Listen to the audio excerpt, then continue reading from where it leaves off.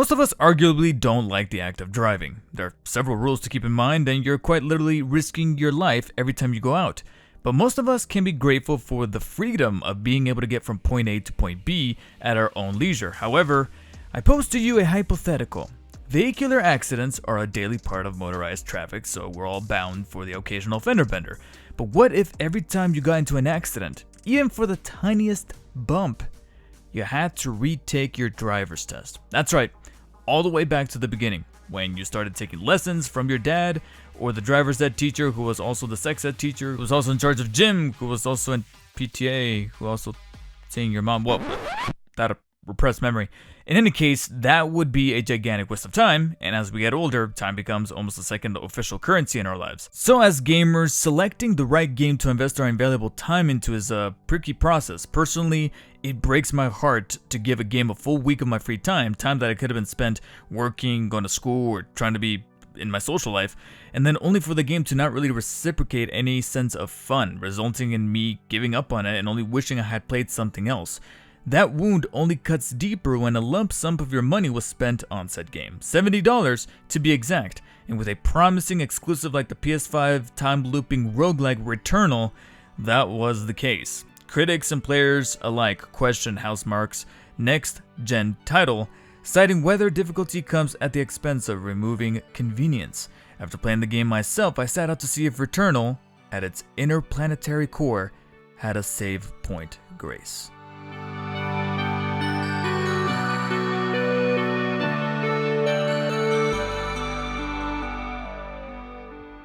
Video games have been around since the 1970s, often in the form of text adventure games on home computers, but the concept of the save point didn't become mainstream until probably the 80s for home consoles, and it wasn't even common among them to begin with. It was actually because of this that to this day I've never been able to beat the original Mario Brothers on NES. However, there was enough reception from gamers at the time to include it in some games that take a little longer to beat than others, such as the original Legend of Zelda on NES being the first to save directly onto the console. As games became bigger and more complex, saving onto the console, let alone the cartridge and eventually the disc, became an issue. This introduced the use of memory cards with consoles like the PlayStation 2 and GameCube, and then separate internal or even external hard drives with the PlayStation 3 and Xbox 360. Developers eventually caught on with the technology though, and started taking creative approaches to game save points, ultimately popularizing the autosave feature you've probably seen in every game since then. In fact, it's so common that a game lacking it and going back to the more traditional form of a save system is considered the next Dark Souls all of a sudden. Speaking of Dark Souls, as sparingly as they may come around, developers do find ways to change the dynamic of the save point and make it a little bit more imaginative, from the Souls series' bonfires to the ink ribbons in the Resident Evil remakes. They have a level of iconography in gaming. Still, there's an argument to be made about the convenience of the aforementioned autosave. Did we get too pampered by its existence? I mean, think about it. The stakes are minimized by the thought that death will only make us replay just a few seconds of the game, and most of the challenging save systems of old are, pardon the pun, saved for harder difficulty levels within the game. I'm a firm believer that it all depends on the style of genre of game we're talking about. But if we're talking about the genre known as roguelike, it's a whole different ballgame.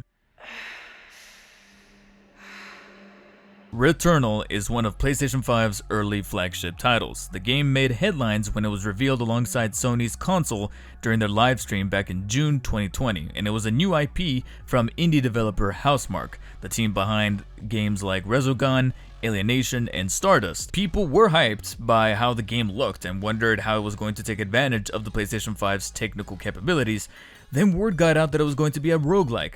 The fan base then grew a little divisive. So let's start with the definition of the roguelike. Roguelikes are becoming the new trendy genre occupying the hole that battle royales are now leaving behind. It's typically and arguably defined as a type of game that is, according to Wikipedia, characterized by dungeon crawl through procedurally generated levels, turn-based gameplay, grid-based movement, and permanent death of the player character. In layman's terms, the purpose of a roguelike is to die over and over and over again, while getting better as a player in the process and eventually reaching the intended end of a run. This is funny because it practically sums up the plot of Returnal, in which an astronaut named Celine explores an alien planet upon crash landing on it, combating hostile life forms and returning to the site of the crash upon, well, dying, creating a temporal loop of walking, shooting, dying, and repeating. By that merit, roguelikes then have to take the existence of a save point into account, as it practically defeats the purpose of the genre.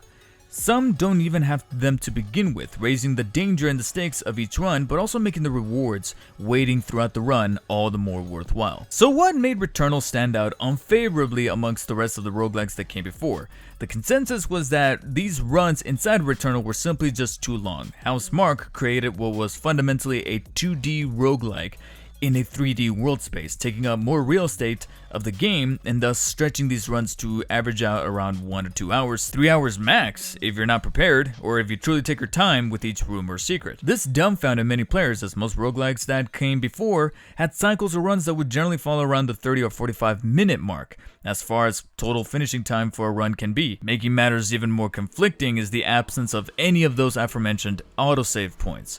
Other roguelikes had an autosave system that keeps your progress up to a point and gets reset once you die or quit the game manually, deleting the prior autosave. However, if you got to a point that it autosaved on and you want to turn off the console, you can do so, and when jumping back in, you'll pick up right where you left off. Because of Returnal not having this feature, players resorted to leaving their PlayStation 5s in rest mode. And sometimes this will cause the console to either overheat, shut down spontaneously, but in the long run, it proved effective in saving their runs for a time, until Housemarque would put out a patch resetting the game. Returnal then became a game requiring severe amount of time out of you if you wanted to get far, let alone the end credits. Time that one would have to accept in wasting, especially if you get to that game over screen and you just lose all of your progress. This sparked debate as to whether Returnal was too challenging, or if it required a difficulty slider, or if autosave points should be patched in. Bob Wolf of the Wolf Den YouTube channel likened the experience to, and I'm paraphrasing here because I can't remember the exact quote and I couldn't find the clip, but he mentioned something along the lines, in paraphrasing, being held hostage by the game until you reached a certain point that will hold your progress or give you a shortcut. Of course, this comment is purely subjective, but it became apparent that it was a comment heard very broadly amongst the gaming community when the game came out, causing a dividend amongst those who Returnal was made for. Veterans of the roguelike genre are used to quick and fast-paced cycles that enforce repetition and experimentation with different move and upgrade sets. Games like Wizards of Legend or Dead Cells may have less demanding pixelated graphics, but each run can range from 20 to 45 minutes, so gamers are often more compelled to jump back in upon death and try something new. Different sets, different upgrades, different allocations of things that the game provides to you. Card-based roguelikes like Slay the Spire and Griftlands may take a little longer, but that's to be expected from the change of the style of gameplay, requiring more reading and strategizing from the player. Then there's the matter of story and character development. Roguelikes don't necessarily have to be the deepest in narrative considering their gameplay format, but it certainly packs a punch when it's able to weave one together so cleverly, and for this comparison I'm gonna have to bring up the big daddy of roguelikes right now, especially from last year when it was making the rounds amongst Game of the Year discussions, Hades. Runs in Hades can take between an hour to even about 2.5 hours depending on what kind of boons you have equipped or permanent weapons you chose to unlock. However, upon my return back to the House of Hades, after failing to escape, I noticed that the characters around me had new dialogue waiting for me, providing more depth to the lore, Zagreus the story, and the characters' motivations. All this info was coming practically every time I died, which early on happened in quick succession, striking a perfect balance of gameplay and story development every time I created a new run. The cycles in Returnal, regardless of how upgraded you are or which perks you're carrying, start around the length of 50 minutes to a full hour. Despite the captivating intro of Celine's ship crashing, it took me an additional 6 hours of gameplay, actual clocked-in gameplay, to finally get access to that anachronistic house dwelling within the planet, shedding light on her backstory or this ghoulish astronaut following her around. After singing around another 5 hours, I had almost forgotten where I was even at in the story to begin with. Some could argue that that's the point of the psychological horror aspect of the game, but to me, true horror lies in caring about our central character, fearing for them. And so far, those alien parasites attached themselves to Celine more than I did. Does not appear hostile. So why did I play Returnal? Could be the exclusivity on the PlayStation 5 console. and the curiosity got the best of me. Could be that bragging rights upon overcoming its challenging boss battles, one of which I've already beaten and is, according to a survey done by the developer Housemarque, the most challenging. Thank you very much. But above all, it was the experimentation and the timing of bringing the roguelike genre that was most often attributed in 2D side-scrollers to a more dynamic 3-dimensional space, especially after getting off the high that was Hades. I absolutely adored Hades, so learning that Returnal was going to be a procedurally generated roguelike but with third-person shooter mechanics, it got me stoked. And though I broke down some of the qualms I have with how Housemarque tackled the length and pacing of the cycles, the gameplay itself is delightfully fluid and packs a punch where it needs to give you that satisfaction of clearing a room of enemies or defeating that boss, especially with the weaponry at your disposal. There's something genuinely special here, and I still want to see Celine's journey to the end. It just may take a little more than I had bargained for to get there, whether it be via a patch that adds those coveted autosaves, or through the blood, sweat, and tears and grinding that I'll have to do on my own.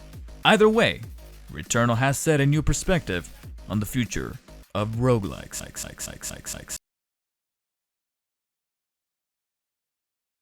Most of us arguably don't like the act of driving. There are several rules to keep in mind, and you're quite literally risking your life every time you go out. But most of us can be grateful for the freedom of being able to get from point A to point B at our own leisure. However, I pose to you a hypothetical. Vehicular accidents are a daily part of motorized traffic, so we're all bound for the occasional fender bender. But what if every time you got into an accident, even for the tiniest bump, you had to retake your driver's test?